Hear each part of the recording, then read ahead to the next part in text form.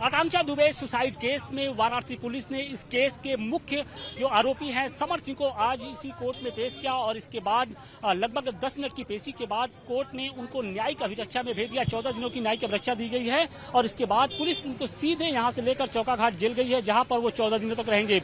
इस दौरान पुलिस की कोशिश थी कि उनकी रिमांड ली जाए, हालांकि जो कोर्ट है उसने रिमांड नहीं दी और खासतौर से समर सिंह के उस मोबाइल को लेकर पुलिस की कोशिश थी कि जिससे लगातार वो आकांक्षा दुबे के साथ बातचीत करता था। उसी मोबाइल की बरामदगी के संबंध में पुलिस उसकी कस्टडी लेना चाहती थी, रिमांड लेना चाहती थी, लेकिन कोर्ट ने इस रिमांड को एक तरीके से इनकार कर दिया और इसके बाद अब समर सिंह चौकाघाट जेल भेज दिया गया, जहां पर वो 14 दिनों तक रहेगा न्यायिक अभिरक्षा में।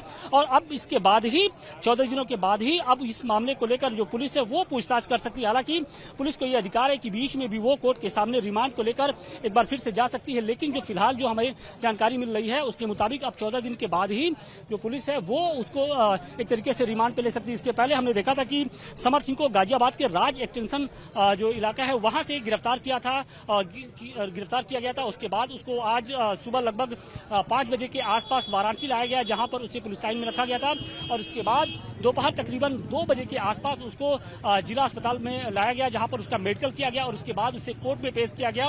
बताया यह जा रहा है कि कोर्ट में लगभग 10 मिनट की जो कार्रवाई हुई, इस दौरान मजिस्ट्रेट ने पुलिस की जो रिमांड की जो एक तरीके से अपील थी उसको खारिज करते हुए समर सिंह को 14 दिन की न्यायिक अभिरक्षा में जेल भेज दिया गया। दरअसल इस पूरे केस में जिस तरीके से आकांक्षा दुबे की जो मां है, जो परिजन है, वो लगातार समर सिंह के साथ जो उनके भाई हैं संजय सिंह, उनके ऊपर आरोप लगा रहे थे। उनका ये कहना था कि उनकी बेटी यानी आकांक्षा दुबे ने सुसाइड नहीं किया है, बल्कि एक प्लान तरीके से उसका मर्डर किया गया है और कहीं ना कहीं जो सवालों के घेरे में थे वो समर सिंह थे, क्योंकि कहा यह जा रहा है कि समर सिंह लगातार आकांक्षा दुबे के ऊपर दबाव डाल रहे थे, मानसिक रूप से प्रताड़ित कर रहे थे, उन्हें किसी दूसरे के साथ काम नहीं करने दे रहे थे। और यही नहीं, आकांक्षा दुबे की जितने भी बैंक बैलेंस थे यानी पैसे थे उसको उन्होंने हड़प लिया था और इस बात की जो टीस है कहीं ना कहीं आकांक्षा दुबे को लेकर परेशान कर रही थी और शायद यही कारण कि आकांक्षा दुबे खुद एक तरीके से टॉर्चर मानसिक रूप से परेशान थी। आलम यह था कि 26 मार्च को यानी सुसाइड के एक दिन पहले वो रात में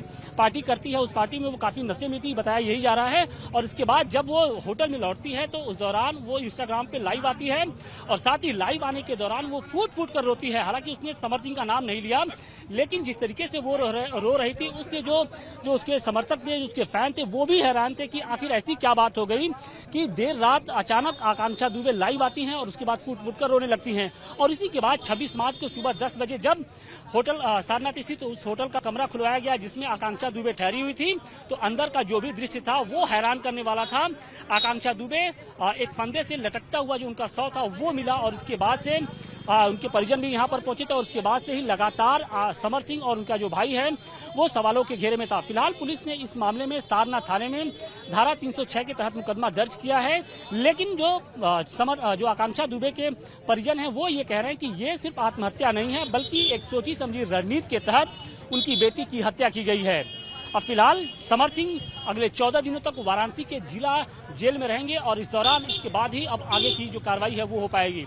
हमारे साथ बातचीत के लिए मौजूद है समर सिंह के वकील आशीष कुमार सिंह जी। आशीष जी, आज समर सिंह को कोर्ट में पेश किया गया, किस कोर्ट में पेश किया गया और क्या रहा आज का जो कार्रवाई? हमारे यहाँ रिमांड मजिस्ट्रेट बैठते हैं, आज छुट्टी का दिन है, सेकंड सैटरडे है, रिमांड मजिस्ट्रेट बैठते हैं और रिमांड मजिस्ट्रेट महोदया ने 14 दिन का रिमांड स्वीकृत किया है और समर सिंह जेल गए हैं। मेरी बेल पेंडिंग है, मूव है यहाँ पे, अब जिसमें जो आदेश होगा उसके आगे देखा जाएगा। कितने दिनों की न्यायिक अभिरक्षा में? 14 दिन की न्यायिक हिरासत में। पुलिस ने क्या अपने पक्ष में रखा कि क्या उनको रिमांड दिया जाए? रिमांड देने के लिए उन्होंने क्या कुछ? पुलिस ने रिमांड मांगा है, लेकिन उन्होंने अपने सीडीआर में ये अंकित नहीं किया है कि मोबाइल कहाँ है, कैसे बरामद हो सकता है, ये कहीं अंकित नहीं। किस मोबाइल की आप बात कर रहे हैं? ये समर सिंह के मोबाइल की बात कर रहे हैं। पुलिस का क्या कहना क्या था कि इसका ये कहना था कि इनको हमें रिमांड पे दिया जाए, हमें मोबाइल बरामद करनी है, लेकिन सीडीआर में अंकित होना चाहिए कि मोबाइल हमें बरामद करनी है, कहाँ करनी, कैसे करनी है। इन्होंने मोबाइल के बारे में कोई सीडीआर में कुछ अंकित नहीं किया है, केवल मौखिक इन्होंने मांगा है कि हमें मोबाइल बरामद कराना, इसलिए हमें रिमांड दिया जाए। पूछताछ के लिए हमें रिमांड दिया? जी जी। इसके बाद कोर्ट ने कहा कि नहीं, इनको कोर्ट ने कुछ नहीं कहा, अभी अब आदेश देख लेते हैं। हाँ, अभी मतलब इनको ऑर्डर सुरक्षित रख लिया, अभी मतलब 14 दिन की न्यायिक हिरासत के बाद ये गए हैं जेल। अभी जेल 14 दिन के बाद ही अब आगे की कार्रवाई होगी। नहीं, कार्रवाई तो हमारी जारी रहेगी। जैसे हमारी बेल पेंडिंग है, अगर हमारी बेल हो जाती है तो ठीक, बीच में ही बेल अगर और अगर नहीं हुई है तो सोमवार को मैं सेशन में दाखिल करूंगा बेल। देखिए, इस पूरे केस को लेकर तमाम तरह के सवाल भी उठ रहे हैं। कहा यह जा रहा है कि जो समर सिंह हैं वो लगातार प्रताड़ित कर रहे थे, दूसरे के साथ काम नहीं करने देना चाह रहे थे। उनकी मां का कहना है कि 306 नहीं बल्कि 302 का मुकदमा दर्ज होना चाहिए। देखिए, 302 का होना चाहिए था अगर, तो फिर 306 में पुलिस ने क्यों दर्ज किया? एविडेंस होना चाहिए ना। देखिए, अदालत या पुलिस साक्ष्य पे चलती है। अगर साक्ष्य उनका 302 का रहा होता तो 306 में कैसे करती? और रही उनकी मां के आरोप की बात, तो आरोप लगाना तो बहुत आसान है हर तरह से। हम कह रहे हैं कि अगर उन्होंने दिया कि हमें प्रताड़ित कर रहे थे, तो क्या एक एप्लीकेशन कभी मूव हुआ कहीं?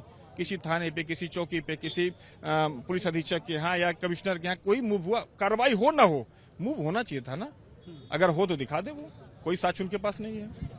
तो ये थे हमारे साथ समर सिंह के वकील आशीष कुमार सिंह, जिनका साफ तौर पे ये कहना था कि पुलिस ने रिमांड की कोशिश जरूर की, रिमांड लेने की कोशिश की, लेकिन मजिस्ट्रेट ने साफ तौर पे इनकार करते हुए उनको फिलहाल अभी 14 दिन की न्यायिक हिरासत में अभिरक्षा में जेल भेज दिया है। अब 14 दिन के बाद ही ये कुछ साफ हो पाएगा कि क्या इस मामले में समर सिंह दोषी हैं या नहीं है, उनके ऊपर किस तरीके की जो मुकदमा है वो चलेगा या फिर किस तरीके की कार्रवाई होती है।